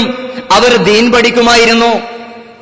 പകലിൽ അധ്വാനിച്ച് വൈകുന്നേരം വന്നിട്ട് പിന്നീട് റസൂലുള്ളാഹിന്റെ സദസ്സിലിരുന്ന് അവർ ദീന് പഠിക്കും. അതുപോലെ ഇശാ നമസ്കാരം കഴിഞ്ഞാൽ ആ റസൂല് പഠിപ്പിച്ച ഒരു മര്യാദയുണ്ട്. റസൂലുള്ള പറഞ്ഞു, ഇശാഇന് മുമ്പ് കിടന്നുറങ്ങുന്നത് റസൂലുള്ള വെറുത്ത സംഗതിയ. എന്നാൽ ഇശാഇന് ശേഷം, ഇശാ നമസ്കാരത്തിന് ശേഷം ആവശ്യമില്ലാത്ത സംസാരങ്ങളും കാര്യങ്ങളുമായി ഉറങ്ങാതെ ഉറക്കിനെ മാറ്റിവെച്ചാൽ അതും റസൂലുള്ള വെറുത്തതാ. റസൂലുള്ള പറഞ്ഞു, ഇശാ നമസ്കാരം കഴിഞ്ഞ് ഭക്ഷണം കഴിച്ച് പെട്ടെന്ന് നിങ്ങൾ കിടന്നുറങ്ങുക. സഹോദരങ്ങളെ, നമുക്ക് സാധിച്ചിട്ടുണ്ടോ അങ്ങനെ? ഇല്ല. നമ്മുടെ കഴിഞ്ഞ രാത്രികൾ ഇശാ നമസ്കാരം കഴിഞ്ഞാൽ പിന്നീട് നാം നമ്മുടെ സൈറ്റുകളിലേക്ക് കയറും. വേണ്ടാത്ത മ്ലേച്ഛമായ സൈറ്റുകളിൽ, വേണ്ടാത്ത സംസാരങ്ങളിൽ, അങ്ങനെ 10, 11, 12 മണിക്കൂറുകൾ എങ്ങനെ സമയം കഴിച്ച് അങ്ങ് കിടന്നുറങ്ങും. അങ്ങനെ ഉറങ്ങിയാൽ പിന്നീട് അന്നത്തെ സുബഹി നമസ്കാരത്തിന് സമയത്ത് എണീക്കാൻ സാധിക്കുന്നില്ല. ആലോചിച്ച് നോക്ക്, നമ്മുടെ രാത്രികൾ നമുക്ക് സമ്മാനിച്ചതെന്താ? അള്ളാഹുവിന്റെ റസൂൽ, ആ റസൂൽ സല്ലല്ലാഹു അലൈഹി വസല്ലമയുടെ രാത്രി റസൂലുള്ള ബെഡിലേക്ക് ചെല്ലുമ്പോ നമസ്കാരത്തിനെന്നതുപോലെ വുളൂ ചെയ്യുന്നു. എന്നിട്ട് റസൂലുള്ള തന്റെ ബെഡിന്റെ അടുത്ത് ചെന്ന് തന്റെ കട്ടിൽ ചെല്ലും. എന്നിട്ട് അല്ലാഹുവിന്റെ റസൂൽ തന്റെ വിശുദ്ധ ഖുർആനിൽ നിന്ന്, ആ വിശുദ്ധ ഖുർആനിൽ ഏറ്റവും ശ്രേഷ്ഠമായ സൂറത്തുകൾ റസൂലുള്ള, ഏറ്റവും ശ്രേഷ്ഠമായ ആയത്തുൽ കുർസി, അതുപോലെ തന്നെ വിശുദ്ധ ഖുർആനിലെ അവസാനത്തെ 2 ആയത്ത് ആമന റസൂൽ എന്ന് തുടങ്ങുന്ന 2 ആയത്തുകൾ, അതേപോലെ തന്നെ വ്യത്യസ്തമായി റസൂലുള്ള പാരായണം ചെയ്ത ഇനിയും നമുക്ക് പഠിക്കാൻ സാധിക്കും. അങ്ങനെ വിശുദ്ധ ഖുർആനിൽ നിന്ന് പാരായണം ചെയ്ത് തന്റെ 2 കൈകളും ചേർത്ത് വെച്ച് അതിലേക്ക് ഊതി, എന്നിട്ട് റസൂലുള്ള മുഅവ്വിദാത്തുകൾ പാരായണം ചെയ്യും. എന്നിട്ടോ ആ കൈകൾ കൊണ്ട് തന്റെ തലയിലൂടെ കൊണ്ടുവന്ന് തന്റെ നെഞ്ചും ശരീരത്തിന്റെ എല്ലാ ഭാഗങ്ങളും റസൂലുള്ള തടവും. എന്നിട്ടോ അല്ലാഹുവിന്റെ റസൂൽ വ്യത്യസ്തമായ പ്രാർത്ഥനകൾ നിർവഹിക്കും. വ്യത്യസ്തമായ പ്രാർത്ഥനകളുണ്ട്. വളരെ നിസ്സാരമായൊരു പ്രാർത്ഥന നിങ്ങളുടെ മുൻപിൽ ഞാൻ വെക്കുന്നു. ബിസ്മിക്കല്ലാഹുമ്മ അഹ്യാ വ അമൂതു. അല്ലാഹുവേ, ഞാൻ ഉറങ്ങാൻ പോവാണെന്നല്ല പറയുന്നത് സഹോദരന്മാരെ. പിന്നെന്താണെന്നറിയോ നമ്മൾ പറയുന്നത്? എന്താ? ബിസ്മിക്കല്ലാഹുമ്മ അഹ്യാ വ അമൂതു. അല്ലാഹുവേ, നിന്റെ നാമത്തിൽ ഞാൻ മരിക്കുകയും നിന്റെ നാമത്തിൽ ഞാൻ ജീവിക്കുകയും ചെയ്യുന്നു. അല്ലാഹു സുബ്ഹാനഹു വ തആല വിശുദ്ധ ഖുർആനിലൂടെ നമ്മെ പഠിപ്പിച്ചു, ഉറക്ക് ഒരു മരണമാണ്. ഉറക്കൊരു മരണമാണ്. ചില ആളുകൾ ഉറങ്ങാൻ പോയാൽ അവരുടെ ഉറക്കിൽ അവരുടെ ആത്മാവിനെ റബ്ബ് കൊണ്ടുപോകും. എന്നിട്ടോ പ്രഭാതത്തിൽ ആയുസ് വീണ്ടും ഇനിയും ആയുസുള്ളവർക്ക്, ഇനിയും അവധിയുള്ളവർക്ക് അവരുടെ ആത്മാവിനെ തിരിച്ചു നൽകുന്നു. അപ്പോ ഉറക്കൊരു മരണത്തിന് സമാനമാണ്. ആലോചിച്ചു നോക്ക്, ഇന്ന് രാത്രി നാം കടന്നുറങ്ങുമ്പോ ഈ കാര്യങ്ങളൊന്നും ചെയ്യാതെ നാം കിടന്നുറങ്ങിയാൽ, ഇന്നത്തെ രാത്രി നാം മരണപ്പെട്ടാൽ റബ്ബിന്റെ കോടതിയിലേക്ക് കയറി ചെല്ലുമ്പോ അത് വളരെ മോശമായൊരു മരണമാകില്ലേ? അതുകൊണ്ട് റസൂലുള്ള പഠിപ്പിച്ച അദ്കാറുകളും റസൂലുള്ള പഠിപ്പിച്ച പ്രാർത്ഥനകളും അതൊക്കെ നിർവഹിച്ച് കിടന്നുറങ്ങാൻ നമുക്ക് സാധിക്കണം. അതുപോലെ തന്നെ അല്ലാഹുവിന്റെ റസൂൽ രാത്രി റസൂലുള്ളാഹി സ്വല്ലല്ലാഹു അലൈഹി വസല്ലമ നേരത്തെ കിടന്നുറങ്ങും, എന്നിട്ടോ നേരത്തെ എണീക്കും. എപ്പോ? രാത്രിയെ 3 ഭാഗമാക്കുക. രാത്രിയെ 3 ഭാഗമാക്കിയിട്ട് ആ 3-ൽ അവസാനത്തൊരു ഭാഗമുണ്ട്. രാത്രിയുടെ 3-ൽ അവസാനത്തൊരു ഭാഗം, സുബഹിയുടെ തൊട്ടു മുൻപുള്ള ഒരു ഭാഗം. ആ ഭാഗത്ത് അള്ളാഹുവിന്റെ റസൂൽ എഴുന്നേറ്റു. എന്നിട്ടോ അള്ളാഹുവിന്റെ റസൂൽ എഴുന്നേറ്റു. ആ സമയത്ത് എല്ലാവരും കടന്നുറങ്ങും. എല്ലാവരും നല്ല മഴക്കത്തിലാകുന്ന സമയമാണ്. ആ സമയത്ത് മുത്തു റസൂൽ സല്ലല്ലാഹു അലൈഹി വസല്ലമ എണീച്ച് റസൂലുള്ള തന്റെ വീട്ടിൽ നിന്ന് നമസ്കരിക്കുന്നു. അള്ളാഹുവിന്റെ റസൂൽ തഹജ്ജുദ് നമസ്കരിക്കുന്നു, രാത്രി നമസ്കാരം. അങ്ങനെ റസൂലുള്ള ദീർഘമായി നമസ്കരിക്കും. നാം നമസ്കരിക്കുന്നത് പോലെ അല്ല, ദീർഘമായി നമസ്കരിക്കും. എത്രത്തോളം? കാലിൽ നീര് കെട്ടുമാറ് ആ റസൂല് നമസ്കരിക്കും. ആ റസൂലുള്ളാന്റെ വിശുദ്ധ ഖുർആനിന്റെ ഈണത്തിലുള്ള പാരായണമുണ്ടാകും. ഇതൊക്കെ കണ്ട ഉമ്മഹാത്തുൽ മുഅ്മിനീൻ, നമ്മുടെ ഉമ്മയായ ഉമ്മഹാത്തുൽ മുഅ്മിനീൻ, മുഅ്മിനീങ്ങളുടെ ഉമ്മയായ ആയിഷ റളിയല്ലാഹു അൻഹ ഒരിക്കൽ ചോദിക്കുക റസൂലുള്ളാഹിനോട്, അല്ലാഹുവിന്റെ റസൂലേ, താങ്കൾക്ക് എല്ലാ പാപങ്ങളും പുറത്തു നൽകിയതാണല്ലോ റബ്ബേ, എല്ലാ പാപങ്ങളും പുറത്തു നൽകിയിട്ടുണ്ട്. അതേപോലെ അള്ളാഹു ഏറ്റവും ഇഷ്ടപ്പെടുന്ന അങ്ങ് അഷ്റഫുൽ ഖൽഖാണ്. എന്നിട്ടും എന്തിനാണ് റസൂലേ കാലിൽ നീര് വരുമാറ് അങ്ങിങ്ങനെ നമസ്കരിക്കുന്നത്, ഇങ്ങനെ നിന്ന് നമസ്കരിക്കുന്നത്, പ്രയാസപ്പെടുന്നത്? റസൂലുള്ള കൊടുത്ത മറുപടി എന്താണെന്നറിയോ? റസൂലുള്ള കൊടുത്ത മറുപടി, ആയിഷ, ഞാൻ അള്ളാഹുവിന്റെ ഒരു നല്ല അടിമയാകേണ്ടേ ആയിഷ? ഞാൻ അള്ളാഹുവിന്റെ ഒരു നല്ല അടിമയാകേണ്ടേ? ആലോചിച്ചോക്ക്, നമ്മളും അള്ളാഹുവിന്റെ അടിമകളല്ലേ? ആ റസൂൽ എന്ന നമുക്ക് മാതൃകയല്ലേ? എത്ര രാത്രികൾ നമുക്ക് കഴിഞ്ഞു. നമ്മുടെ കഴിഞ്ഞ രാത്രികളിൽ എല്ലാവരും ഉറങ്ങിക്കിടക്കുന്ന സമയത്ത് എഴുന്നേറ്റ് 2 റക്അത്ത് നമസ്കരിക്കാൻ നമുക്ക് സാധിച്ചിട്ടുണ്ടോ സഹോദരങ്ങളെ? സാധിച്ചിട്ടുണ്ടോ? അള്ളാഹുവിന്റെ റസൂൽ നമസ്കരിച്ചില്ലേ? നമുക്ക് മാതൃകയല്ലേ അത്? സഹാബത്ത്, അത് പിന്തുടർന്ന സഹാബത്ത്, അവർ രാത്രിയിൽ സ്വന്തത്തിന് വേണ്ടി അവരുടെ പരലോക വിജയത്തിന് വേണ്ടി, സ്വർഗത്തിന് വേണ്ടി അവർ രാത്രിയിൽ പണിയെടുക്കുന്നു. രാത്രിയിൽ നമസ്കാരത്തിലും പ്രാർത്ഥനയിലും. ഇനി മാത്രവുമല്ല, ആ രാത്രിക്കൊരു പ്രത്യേകതയുണ്ട്. ഇന്ന് രാത്രിയും നാളെ രാത്രിയും കഴിഞ്ഞ രാത്രികളിലൊക്കെ നമ്മെ ഏറെ സ്നേഹിക്കുന്ന നമ്മുടെ സൃഷ്ടാവായ റബ്ബ്, ആ റബ്ബ് സുബ്ഹാനഹു വ തആല രാത്രിയിൽ 1-ാം ആകാശത്തിലേക്ക് ഇറങ്ങി വരും. റസൂലുള്ളാഹിന്റെ ഹദീസ് കാണാം. അള്ളാഹുവിന്റെ റസൂൽ സല്ലല്ലാഹു അലൈഹി വസല്ലമയിൽ നിന്ന് ഉദ്ധരിക്കുന്ന ഹദീസ് കാണാം. റഹ്മാനായ റബ്ബ് എല്ലാ രാത്രിയിലും അവസാനത്തിലെ 3-ൽ അവശേഷിക്കുന്ന സമയം ദുനിയാവിലെ ആകാശത്തിലേക്ക്, 1-ാം ആകാശത്തിലേക്ക്, ദുനിയാവിന്റെ തൊട്ടടുത്ത് നിൽക്കുന്ന ആകാശമുണ്ടല്ലോ, ആ ആകാശത്തിലേക്ക് ഇറങ്ങി വരും. യൻസിലു റബ്ബുനാ തബാരക വ തആല കുല്ലു ലൈലത്തിൻ ഇലസ് സമാഇദ് ദുനിയാ ഹീന യബ്കാ സുലുസുൽ ലൈൽ അൽ ആഖിർ.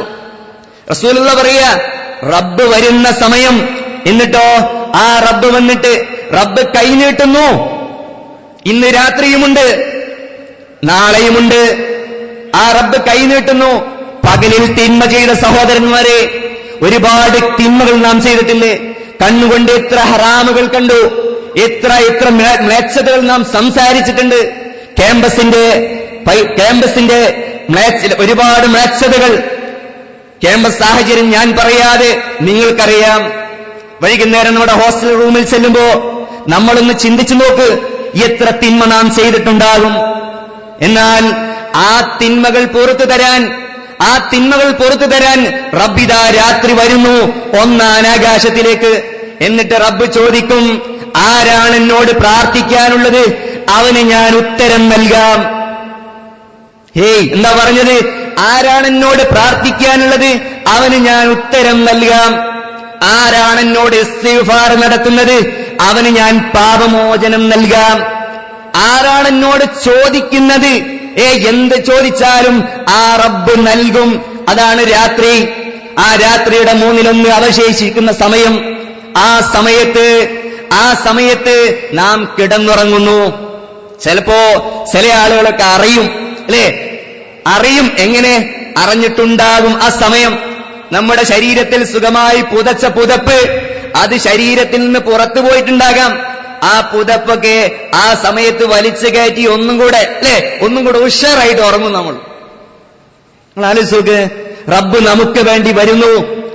നമുക്ക് പാപമോചനം നൽകാൻ, നമുക്ക് പുറത്തു തരാൻ, നമ്മുടെ കാര്യങ്ങൾക്ക് ഉത്തരം നൽകാൻ റബ്ബ് വരുന്നു. റബ്ബ് വരുന്ന സമയത്ത് നമ്മൾ ഉറങ്ങുന്നു. അങ്ങനെയാണെങ്കിൽ നമ്മുടെ റബ്ബുമായിട്ട് നമുക്ക് എന്ത് ബന്ധം? നമ്മുടെ റബ്ബുമായിട്ട് നമുക്ക് എന്ത് ബന്ധമാണ് സഹോദരങ്ങളെ? നമുക്ക് ശ്വസിക്കാനുള്ള വായു നൽകിയില്ലേ? നമുക്ക് കുടിക്കാനുള്ള വെള്ളം നൽകിയില്ലേ? അല്ലേ? ഓരോ സെക്കൻഡുകളിലും ഒരു എണ്ണിത്തിട്ടപ്പെടുത്താൻ കഴിയാത്ത അത്ര അനുഗ്രഹം നമ്മുടെ റബ്ബ് തന്നിട്ടുണ്ട്. ആ റബ്ബിനെ സ്തുതിക്കണ്ടേ നാം? ആ റബ്ബിനെ പരിഗണിക്കണ്ടേ? ആ റബ്ബ് ചോദിക്കുന്നത്, ആ റബ്ബിന് ഇഷ്ടപ്പെട്ടത് നാം നൽകണ്ടേ? അത്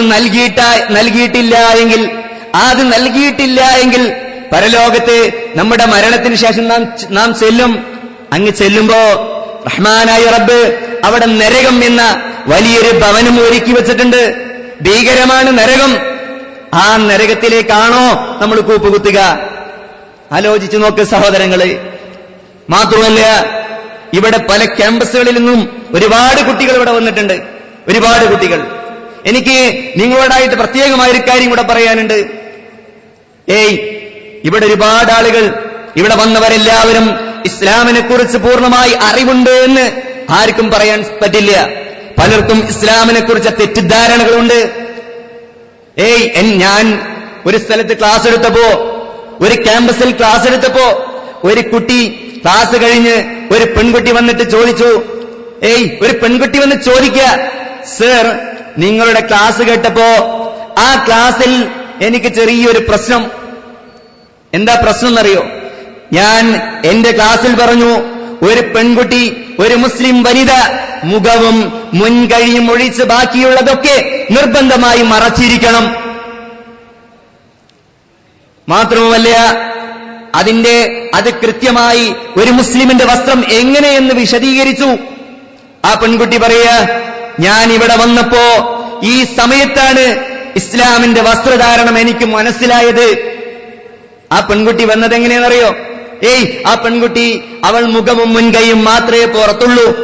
ജീൻസ് ധരിച്ചിട്ടുണ്ട്, വെള്ള ഷൂ ധരിച്ചിട്ടുണ്ട്, നന്നായി ഇറങ്ങി നിൽക്കുന്ന ബനിയൻ ക്ലോത്ത്, ഫുൾ കൈയുള്ള ബനിയൻ ക്ലോത്ത് ബനിയൻ ധരിച്ചിട്ടുണ്ട്. അതേപോലെ ഷാള് നന്നായി ചുറ്റിക്കെട്ടിയിട്ടുണ്ട്. ആ പെൺകുട്ടി, അവൾ അങ്ങനെയൊക്കെ മറച്ചിട്ടും അവൾ നരകത്തിലേക്ക് പോകുന്ന ഒരു വിറകാണ് എന്ന് ആ പെൺകുട്ടി അറിഞ്ഞില്ല. എന്നാൽ നമ്മുടെ ക്ലാസ്സുകളിൽ വന്നപ്പോ ആ കുട്ടിക്ക് മാറ്റമുണ്ടായി. അതുകൊണ്ട് എനിക്ക് പ്രത്യേകമായി നിങ്ങളോട് പറയാനുള്ളത്, ഈ പ്രോഫ്കോൺ, ഈ സദസ്സിൽ വന്ന നിങ്ങൾ, ഈ നാളെയും മറ്റന്നാളും 2 ദിവസങ്ങളുണ്ട്. ആ 2 ദിവസങ്ങളും പൂർണ്ണമായി അച്ചടക്കത്തോടെ ഇരുന്ന് ഈ ദീൻ ഉൾക്കൊള്ളണമെന്ന് ഞാൻ നിങ്ങളോട് അറിയിക്കുകയാണ്. കാരണം ഈ ദീൻ അറിയാതെ പോയാൽ, നമ്മുടെ റബ്ബിനെ കുറിച്ച് അറിയാതെ പോയാൽ, സഹോദരന്മാരെ, സഹോദരിമാരെ, മരിച്ചങ്ങ് ചെല്ലുമ്പോ റബ്ബിന്റെ കോടതിയിൽ നാം പരാജിതരാകും. അതുകൊണ്ട് ഇൽമു നേടാൻ നമ്മൾ പ്രത്യേകമായി ശ്രദ്ധിക്കുക. മാത്രവുമല്ല, നമ്മുടെ രാത്രികൾ നമുക്ക് വേണ്ടി ചെലവഴിക്കാനും നാം ശ്രദ്ധിക്കുക. അല്ലാഹു സുബ്ഹാനഹു വ തആല അങ്ങനെയുള്ള നല്ല മുവഹിദുകളായ നല്ല വിദ്യാർത്ഥികളായി അല്ലാഹു നമ്മെ ഏവരെയും അനുഗ്രഹിക്കുമാറാകട്ടെ. اللهم ربنا آتنا في الدنيا حسنة وفي الآخرة حسنة وقنا عذاب النار وصلى الله على نبينا محمد والحمد لله رب العالمين. السلام عليكم ورحمة الله وبركاته. ജസാക്കല്ലാഹു ഖൈറൻ. സഹോദരങ്ങളെ, വിദ്യാർത്ഥിനികളെ, ഇന്നത്തെ നമ്മുടെ സെഷൻ ഇവിടെ അവസാനിക്കുകയാണ്. പൂർണ്ണമായ ചില നിർദ്ദേശങ്ങളും കാര്യങ്ങളും നിങ്ങൾക്ക് കിട്ടിയതിന്റെ ശേഷം മാത്രമേ നമ്മൾ നിങ്ങളുടെ സീറ്റിൽ നിന്ന് എണീക്കാവൂ. കാരണം നിങ്ങളുടെ അക്കോമഡേഷൻ ഫെസിലിറ്റി അടങ്ങുന്ന കാര്യങ്ങളിൽ ഇവിടുന്ന് ഡയറക്ഷൻ ലഭിക്കേണ്ടതുണ്ട്. ആ ഡയറക്ഷൻ ഇപ്പോൾ ഇവിടുന്ന് വേദിയിൽ നിന്ന് ലഭിക്കും. അതിനുള്ള ആളുകൾ ഇവിടെ എത്തി നിങ്ങൾക്കത് വേണ്ട കാര്യങ്ങൾ നൽകും. ഇന്ന് തുടക്കം മുതൽ ഈ പ്രോഗ്രാം നിരീക്ഷിക്കുകയും അതിനെ സീരിയസ് ആയി എടുക്കുകയും ചെയ്ത ആളുകൾക്ക് മനസ്സിൽ തെളിയുന്ന കൃത്യമായൊരു ഫ്ലോ ഉണ്ട്. 17ാമത് പ്രൊഫ്കോൺ ആരംഭിച്ചത് ഒരു ചോദ്യം ചോദിച്ചുകൊണ്ടായിരുന്നു. ആ ചോദ്യം ഓരോ വ്യക്തിയും തന്നോട് ചോദിക്കേണ്ട ചോദ്യമായിരുന്നു. ആ ചോദ്യം ഈ പ്രോഗ്രാം ഇവിടെ അവസാനിക്കുമ്പോഴും ഇനി നമ്മൾ നമ്മുടെ പുൽപ്പായകളിലേക്ക് ഉറങ്ങാൻ വേണ്ടി കിടക്കുമ്പോഴും നാളെ ഉണർന്നെഴുന്നേൽക്കുമ്പോഴും ജീവിതത്തിൽ ക്യാമ്പസിലേക്കും ക്യാമ്പസ് കഴിഞ്ഞുള്ള ജീവിത കാലഘട്ടങ്ങളിലുമൊക്കെ നമ്മുടെ ഉള്ളിൽ നിന്ന് ഉയർന്നു വരേണ്ട അതിശക്തമായൊരു ചോദ്യമാണ്. അത് സുഹൃത്ത് അബ്ദുറഹ്മാൻ ചുങ്കത്തറയുടെ സംഭാഷണത്തിലൂടെ നമ്മൾ കേട്ടു. ആ ചോദ്യത്തിന്റെ ഉത്തരമാണ് യഥാർത്ഥത്തിൽ പ്രൊഫ്കോണിന്റെ പ്രോഗ്രാമിന്റെ ഒരു പൂർണ്ണമായ ആ ചോദ്യത്തിന്റെ ഉത്തരമാണ് പ്രൊഫ്കോണിന്റെ പ്രോഗ്രാമിലൂടെ നമ്മൾ ഉത്തരമായി കണ്ടെത്തുന്നത്. ജീവിതത്തിന് ചില വഴിത്തിരിവുകളുണ്ട്, ചില ജംഗ്ഷനുകളുണ്ട്.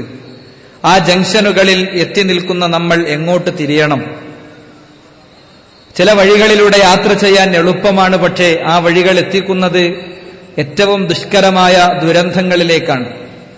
എന്നാൽ വേറെ ചില വഴികളുണ്ട്, ആ വഴികളിലൂടെയുള്ള യാത്രകൾക്ക് നിയന്ത്രണങ്ങളുണ്ട്.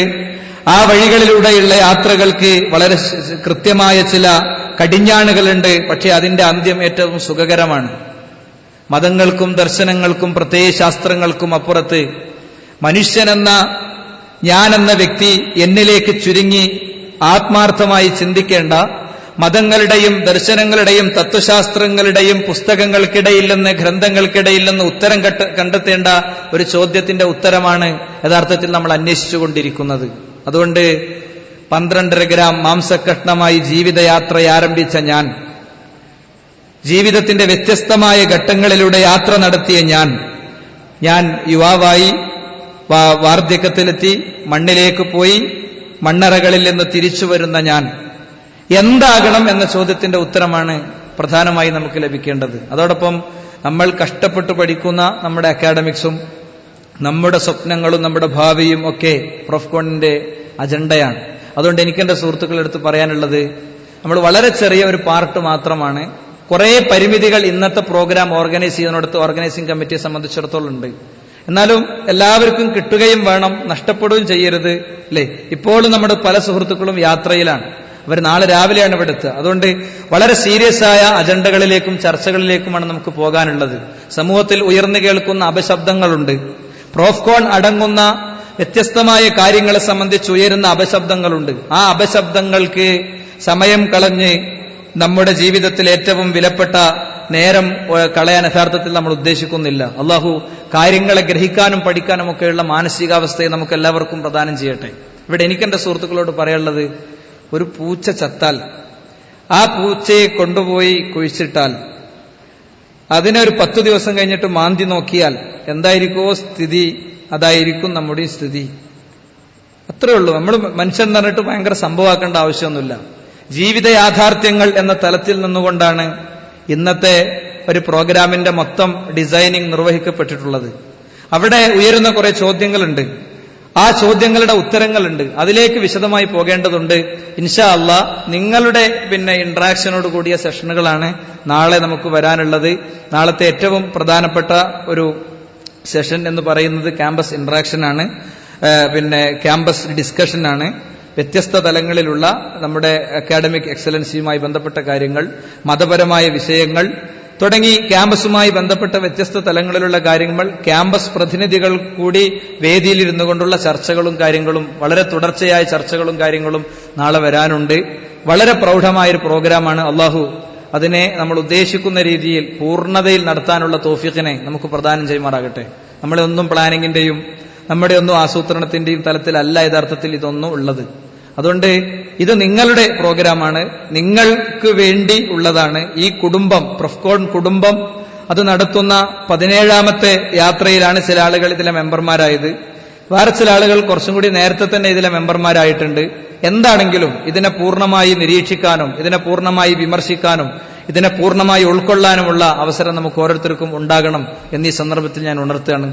വേറൊരു കാര്യം കൂടിയും പറയാനുള്ളത്, ഒറ്റ കാര്യം കൂടി നിങ്ങളടുത്ത് സൂചിപ്പിക്കാനുള്ളത്, നമ്മുടെ ഒരു നിയന്ത്രണം നമ്മൾ സ്വയം ഏറ്റെടുക്കണം. നമ്മൾ ഒരു നിയന്ത്രണം നമ്മൾ ഏറ്റെടുക്കുക, ഇതിന്റെ ഓർഗനൈസിംഗ് കമ്മിറ്റിയായിട്ട് ബന്ധപ്പെട്ട് നൽകുന്ന ഓരോ ഡയറക്ഷനുകളും. പിന്നെ നമ്മളെ ജീവിതത്തിൽ നമുക്ക് ലഭിച്ച വിശാലമായ സൗകര്യങ്ങളും സംഗതികളൊന്നും ഒരുപക്ഷെ ഇവിടുത്തെ ബാക്കിയുള്ള കാര്യങ്ങളിൽ നൽകുന്നിടത്ത് നമുക്ക് ഒരുപാട് പരിമിതിയുണ്ട്.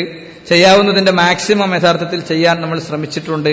എന്നാലും ഇവിടെ വരാനിരിക്കുന്ന അംഗങ്ങളുടെ എണ്ണവും ഇപ്പോൾ എത്തിയവരുടെ എണ്ണവും ഒക്കെ വെച്ചു നോക്കുമ്പോൾ നമ്മുടെ ഒരു കണക്കുകൂട്ടലുകൾക്ക് സ്വാഭാവികമായും ഉണ്ടാകാവുന്ന ചില കോട്ടങ്ങൾ നിങ്ങളുടെ ഉറക്കത്തിലും ബാക്കി കാര്യങ്ങളിലൊക്കെ ഉണ്ടാകും. അത് നമ്മൾ സഫർ ചെയ്യാൻ ഈ ഒരു സമയം ഉപയോഗപ്പെടുത്തണം എന്നാണ് എനിക്ക് പറയാനുള്ളത്.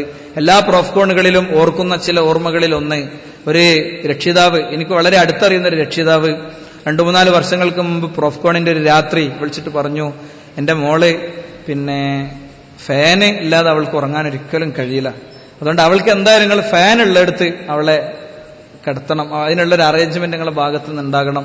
ഒന്നല്ല, ആ ഉപ്പ ആഗ്രഹിക്കുന്നത് അവൾ പൂർണ്ണമായും 3 ദിവസം പ്രോഗ്രാം അറ്റൻഡ് ചെയ്യണം എന്നുള്ള ഒരു ലക്ഷ്യം മാത്രമേ ഉള്ളൂ. അവളുടെ മനസ്സിലേക്ക് കുറെ സന്ദേശങ്ങൾ എത്തണം എന്നുള്ള ഒരു ലക്ഷ്യം മാത്രമേ ഉള്ളൂ. അവൾ എത്തി നിൽക്കുന്ന പ്രണയ നൈരാശ്യത്തിൽ നിന്ന് അവൾ രക്ഷപ്പെടണം എന്നുള്ള മാനസികാവസ്ഥ മാത്രമേ അയാൾക്കുള്ളൂ. സ്വാഭാവികമായിട്ടും അങ്ങനെയൊക്കെ ചിന്തിക്കുന്ന മാനസികാവസ്ഥയുള്ള പെൺകുട്ടി പക്ഷെ എത്തിപ്പെട്ടത് എത്തിപ്പെട്ടത് കുറച്ചൊരു ടൈറ്റ് അക്കമഡേഷൻ ഉള്ള ഒരു സ്ഥലത്താണ്. പക്ഷെ രാവിലെ വിളിച്ചിട്ട് അവൾ ഉപ്പനോട് കണ്ണ് നിറച്ച് തൊണ്ടയിടറി കാര്യങ്ങൾ സംസാരിച്ചപ്പോൾ അയാളെ കോൾ എനിക്ക് വന്നു. വളരെ സന്തോഷമായി. അവൾക്കൊരു കംപ്ലൈന്റും ഇല്ല, അവൾ 3 ദിവസം അവിടെ ഉണ്ടാകും. അല്ലേ? ജീവിതം പൂർണ്ണമായി പരിവർത്തിപ്പിക്കാനുള്ള സന്ദർഭങ്ങളാണ് സുഹൃത്തുക്കളെ ഇത്.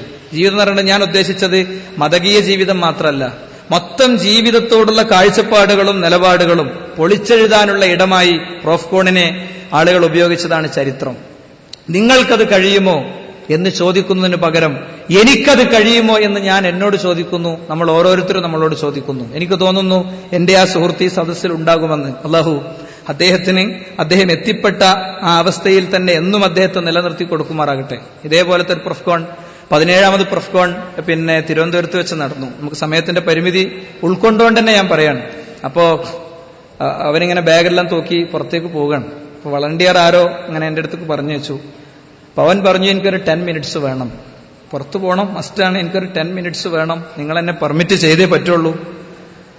അപ്പം അവനെ പെർമിറ്റ് ചെയ്യാൻ പറ്റാത്തൊരു കേസാണെന്ന് തോന്നി. നമുക്ക് ദീർഘമായി സംസാരിച്ചു. സംസാരത്തിന്റെ ഏറ്റവും ഒരു കൺക്ലൂഡ് ചെയ്ത് ഏറ്റവും ചുരുക്കി ഞാൻ പറയുകയാണെങ്കിൽ, അവന് പുറത്തു പോകണം, അവൻ സ്ഥിരമായി ഉപയോഗിക്കുന്ന ചില വസ്തുക്കൾ അവൻ ഉപയോഗിക്കണം, അതിനുള്ള അവസരം കിട്ടിയിട്ടില്ലെങ്കിൽ അവന് ഇവിടെ ഇരിക്കാൻ കഴിയൂല, അവന് ചിലപ്പോൾ ഇവിടെ വീഴും ഉരുളും, അങ്ങനത്തെ എന്തൊക്കെയോ പ്രശ്നം അവനുണ്ട്. അപ്പൊ ഞാൻ അവന്റെ അടുത്ത് പറഞ്ഞ വാചകമാണ് എനിക്ക് നിങ്ങളടുത്തും പറയാനുള്ളത്.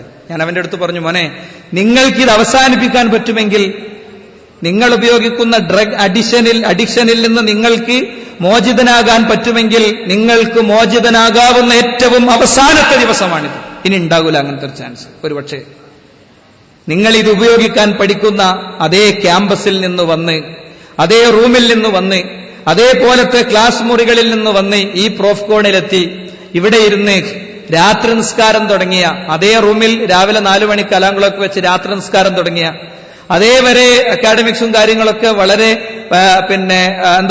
ഒരിക്കലും ഒരു കോർഡിനേറ്റഡ് ആയി പോകാതെ നശിച്ച് ചേർത്ത കോഴ്സിന്റെ റിസൾട്ട് ഇല്ലാതെ ഇറങ്ങിപ്പോകേണ്ട ആളുകൾ തിരിച്ചു വന്ന ചരിത്രം നമ്മളെ സംബന്ധിച്ചിടത്തോളം ഉണ്ട്. അതുകൊണ്ട് എനിക്ക് നിങ്ങളടുത്ത് പറയാനുള്ളത്, നിങ്ങൾ ഇതിന്റെ ആദ്യ രാത്രി വെച്ച് ഇതിനെ എങ്ങനെ വിലയിരുത്തുന്നു എന്ന് എനിക്കറിയില്ല. പക്ഷെ ഇതിന്റെ ഒരു സംഘാടകൻ എന്ന നിലക്ക് കഴിഞ്ഞ 10, 13, 14 കൊല്ലത്തെ അനുഭവങ്ങൾ വെച്ച് ഒരുപാട് ആളുകൾ അവരുടെ വ്യക്തിത്വം പൊളിച്ചെഴുതിയ ഒരു സദസ്സാണിത്.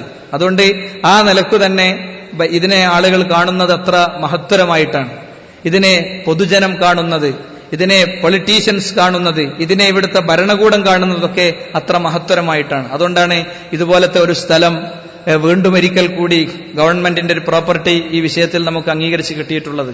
ഞാൻ ഉള്ളു തുറന്ന് നിങ്ങളോട് പറയുന്നു, നിങ്ങൾക്ക് നമുക്കൊക്കെ സമയത്തിന്റെ ഭയങ്കര പ്രശ്നമുണ്ട് അല്ലെ? നമ്മൾ പറയും, എനിക്ക് രാവിലെ അങ്ങനെ ഉണ്ട്, വൈകുന്നേരം എങ്ങനെ ഉണ്ട്, മറ്റേ പ്രൊജക്ട് ഉണ്ട്, ഈ സെമിനാർ ഉണ്ട്, അതുണ്ട്, ഇതുണ്ട്.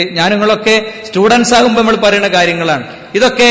നമുക്ക് ഏറ്റവും താല്പര്യമുള്ള ഒരു കാര്യത്തിൽ ഇതൊക്കെ അഡ്ജസ്റ്റ് ചെയ്യാൻ നമ്മളൊക്കെ റെഡിയാണ്.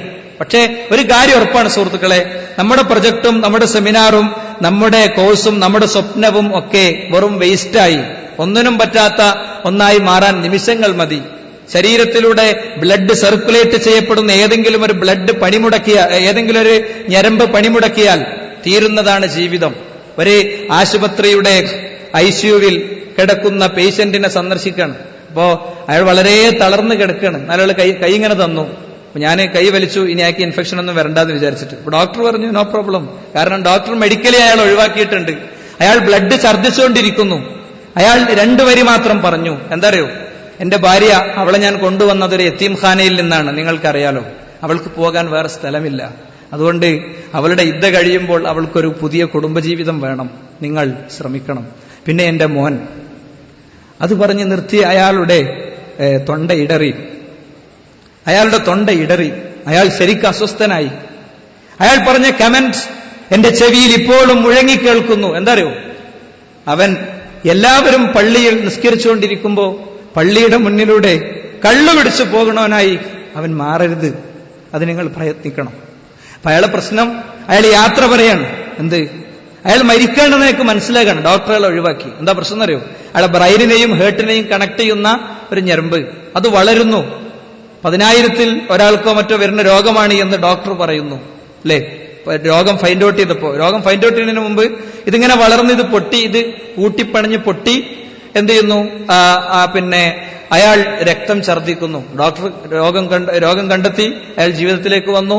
അള്ളാഹു അദ്ദേഹത്തിന്റെ രോഗത്തെ കൂടുതൽ ആശ്വാസകരമായ രീതിയിലാക്കുമാറാകട്ടെ. ഞാൻ പറഞ്ഞത്, നമ്മൾ ബൈക്കുമ്പോൾ ഭയങ്കര സ്പീഡിൽ പോവുകയാണ്, നമുക്ക് വലിയ വിലയുള്ള കുപ്പായം വേണം, നമുക്ക് ഭയങ്കര സൗകര്യങ്ങൾ വേണം, നമ്മൾ ബിസിയാണ്, നമുക്ക് സച്ചിൻ ടെണ്ടുൽക്കറും ധോണിയും, അല്ലേ, അങ്ങനെ തുടങ്ങി ഒരുപാട് അജണ്ടകൾ നമ്മളെ കയ്യിലുണ്ട്.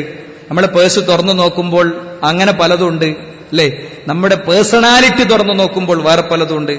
നമ്മുടെ ആകാരത്തിന്റെ അപ്പുറത്ത് ഹൃദയഭിത്തികളിൽ കൊത്തിവെച്ച വരികളിൽ മണക്കാൻ പറ്റാത്ത പലതുമുണ്ട്. ഞാൻ പറയണത്, എന്റെ സുഹൃത്തിന്റെ മാത്രമല്ല ഞരമ്പുള്ളത്, എന്റെ സുഹൃത്തിന് മാത്രമല്ല, നമുക്കുണ്ടാകാം, അത് വളരാം, അത് പൊട്ടാം, ഒക്കെ ആകാം. അപ്പൊ അതുകൊണ്ട് അത്തരം സന്ദർഭങ്ങളിലേക്കും സാഹചര്യങ്ങളിലേക്കുള്ള ഒരുക്കാണ് സുഹൃത്തുക്കളെ നമ്മൾ യഥാർത്ഥത്തിൽ നടത്തുന്നത്. അതുകൊണ്ട് ഇതിനെയൊന്നും നിസ്സാരമായി കാണരുത്. പല ഘടകങ്ങൾ കൊണ്ടും പല കാരണങ്ങൾ കൊണ്ടും എത്തിച്ചേർന്നവർ നമ്മുടെ കൂട്ടത്തിലുണ്ട്. പക്ഷേ ഇവിടെ എത്തുമ്പോൾ നമ്മുടെ മനസ്സൊന്നാകുന്നു. ആ മനസ്സെന്താണ്? നേരത്തെ സുഹൃത്ത് അബ്ദുറഹ്മാൻ ചോദിച്ച ചോദ്യം, ഇവിടെ ജീവിതത്തിന്റെ ഈ വഴിത്തിരിവിൽ താങ്കൾ എങ്ങോട്ട് തിരിയുന്നു, എങ്ങോട്ട് പോകുന്നു എന്ന ചോദ്യത്തിന്റെ ഉത്തരം ഇൻഷാ അല്ലാഹ് നമുക്ക് കണ്ടെത്താൻ കഴിയണം. അതിന് നിങ്ങളുടെ പൂർണ്ണമായ സഹകരണം ആവശ്യമാണ്. വളരെ ലൈറ്റായിട്ടാണ് അവസാനിക്കുന്നത് എന്ന് ചിലപ്പോൾ നമുക്ക് തോന്നും. പക്ഷേ വളരെ പേഴ്സണലി നമ്മൾ അനലൈസ് ചെയ്യുകയാണെങ്കിൽ ഈ സമയത്ത് സത്യത്തിൽ നമ്മൾ ഉറങ്ങലില്ല.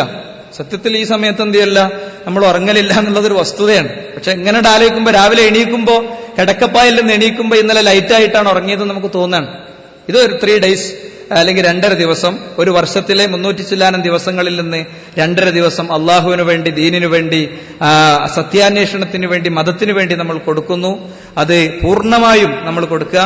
പുറത്തേക്ക് ഇറങ്ങിപ്പോകാതെ ഇവിടെ കാര്യങ്ങളിരുന്ന് ശ്രദ്ധിച്ച്, അല്ലെ, പോണെങ്കിൽ തന്നെ പെർമിഷൻ ചോദിച്ച്, അങ്ങനത്തെ ഒരു പുതിയ സംസ്കാരത്തിലേക്ക് വരാൻ നമുക്ക് കഴിയണം. ഇന്നത്തെ ഇവിടുത്തെ സൗകര്യങ്ങളും അനുബന്ധ കാര്യങ്ങളൊക്കെ ഇവിടെ നിങ്ങൾക്കതിന്റെ വിശദാംശങ്ങൾ പറഞ്ഞു തരും. എങ്ങനെ, എങ്ങോട്ട്, ആരെല്ലാം പോകണം എന്നതിന്റെ വിശദാംശങ്ങൾ ഇവിടുന്ന് നിങ്ങൾക്ക് നൽകും. അതുകൂടെ നൽകിയതിന്റെ ശേഷമാണ്, ഭക്ഷണം കഴിഞ്ഞതിന്റെ ശേഷമാണ് ഇൻഷാ അല്ലാഹ് നമ്മൾ പിരിയുക. നമസ്കരിക്കാത്ത കുറച്ച് കുട്ടികൾ ഉണ്ടാകും, അവർക്ക് നിസ്കരിക്കാനുള്ള സൗകര്യം ഇവിടെ ഏർപ്പാട് ചെയ്യും.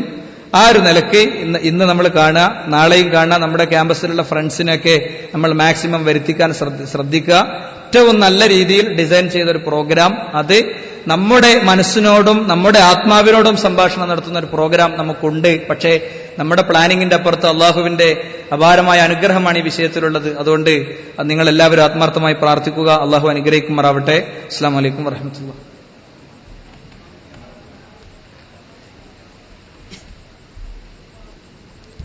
അസ്സലാമു അലൈക്കും അൽഹംദുലില്ലാഹി വസ്സലാത്തു വസ്സലാമു അലാ റസൂലില്ലാഹ്. സഹോദരന്മാരെ, 1-2 കാര്യങ്ങൾ മാത്രമാണ് അറിയിക്കാനുള്ളത്. ഭക്ഷണത്തിന്റെ കാര്യം ഇൻഷാ അല്ലാഹ് അവിടുന്ന് പറയും. എല്ലാവരും വളരെ ശ്രദ്ധയോടുകൂടി ശ്രദ്ധിക്കേണ്ടുന്ന കാര്യം, നമ്മൾ ആദ്യം പെൺകുട്ടികളായ ഇവിടെ വന്നിട്ടുള്ള പ്രതിനിധികൾക്കുള്ള താമസ സൗകര്യം ഏർപ്പെടുത്തിയിട്ടുള്ളത് തൊട്ടടുത്തുള്ള സ്ഥലങ്ങൾ തന്നെയാണ്.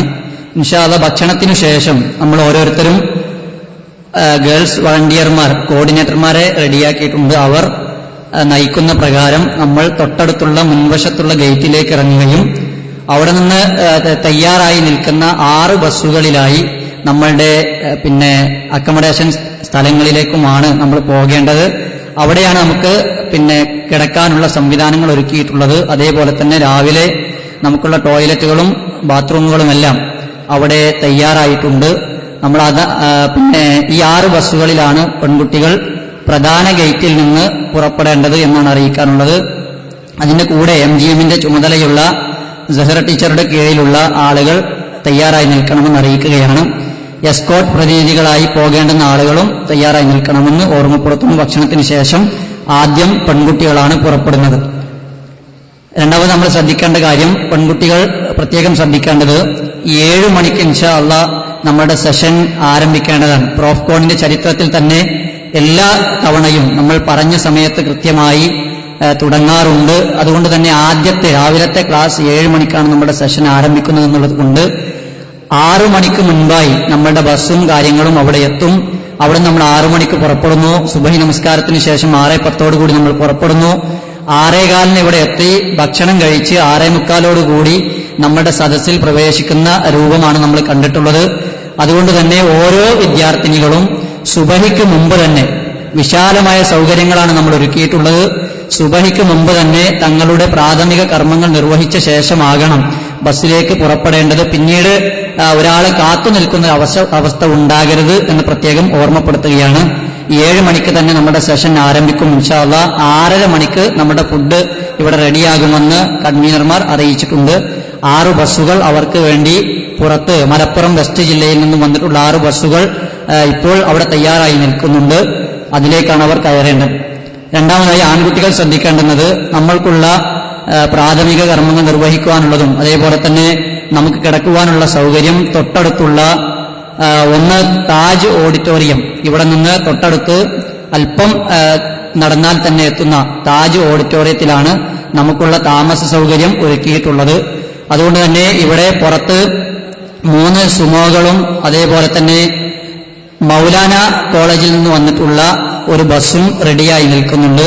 നമ്മൾ ഭക്ഷണം കഴിച്ചു കഴിഞ്ഞ് ഇവിടെ നിന്ന് നിർദ്ദേശം കിട്ടുന്നതിനനുസരിച്ച് വിദ്യാർത്ഥികൾ ആ ബസ്സിലും വാഹനങ്ങളിലും കയറി താജ് ഓഡിറ്റോറിയത്തിലേക്ക് എത്തണമെന്ന് പ്രത്യേകം അറിയിക്കുകയാണ്. അവിടെ 50ഓളം